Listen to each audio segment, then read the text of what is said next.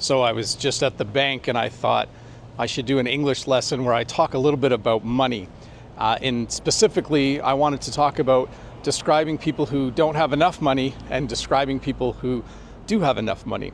The first two words that come to mind are the words broke and loaded. I have a friend and he's always broke. He never has money. As soon as he gets a paycheck, he spends it. And I have another friend who's loaded. He has lots of money. He always does. Whenever he gets paid, he puts the money in the bank and he doesn't spend it. So welcome to this English lesson about money. And there's your first two words. When someone is broke, they don't have any money. When someone is loaded, they have a lot of it.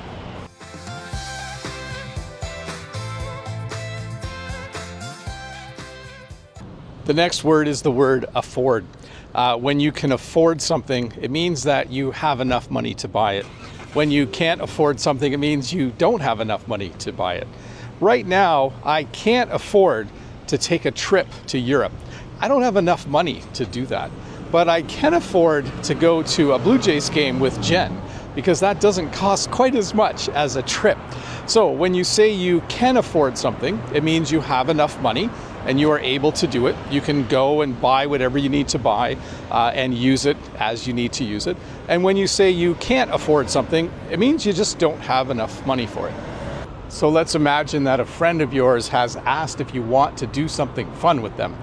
Maybe they want to go to a concert or go on a trip, and you might not have enough money to do that. You could say to them, I'm short on cash right now. When you say you're short on cash, it doesn't mean you're completely broke. You probably still have money to pay your bills and to buy groceries and all those things. You just don't have money to do something fun. You're short on cash. Sometimes I'm a little bit short on cash. After I buy groceries and I buy gas and I get my vans fixed, sometimes when someone suggests doing something fun, I might say, hey, maybe we'll do that in a month because I'm a little bit short on cash right now. So this next phrase does not describe me. It's the phrase to be rolling in it or to be rolling in money. Maybe you know someone who's really, really rich. Maybe you know someone who is rolling in it. They are rolling in money. This simply means that they have more money than they know what to do with. I really wonder what that's like. Again, I am not rolling in it. I am doing okay. I can pay my bills. I live a very nice life, but I'm certainly not rolling in it. So if you know someone who's extremely rich, you could say they're loaded, or you could say they're rolling in it.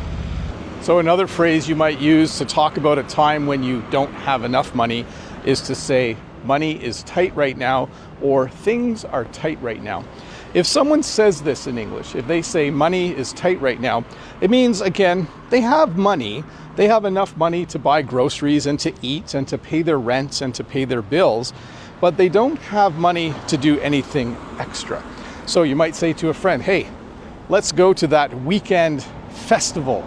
And they might say, hey, why don't we do that another time, maybe next year, because money's tight right now. Things are tight right now. This next phrase is used again to talk about someone with lots of money. And you might use the phrase, they have money coming out of their ears. When you say someone has money coming out of their ears, it's kind of a funny image, isn't it? It means they have lots of money. I don't know where this phrase came from or why we say it, but maybe you have a friend and they're just rich. They're loaded. They have money coming out of their ears. Whenever you go out, they pay for everything. That would be a nice friend to have, wouldn't it? Anyways, if you know someone who's really rich, you could say, wow, they have money coming out of their ears. So sometimes people have trouble making ends meet. In English, when we say that someone is having trouble making ends meet, it means that they don't have enough money to pay for everything. In this situation, it would mean they don't have enough money for rent. They don't have enough money for groceries. When they get paid, they use the money very quickly, probably for things they need, and they obviously and for sure don't have money to do anything fun. So when you say someone has trouble making ends meet, it means that they're struggling. They probably need a little bit of help. So some people are good with money and some people are bad with money.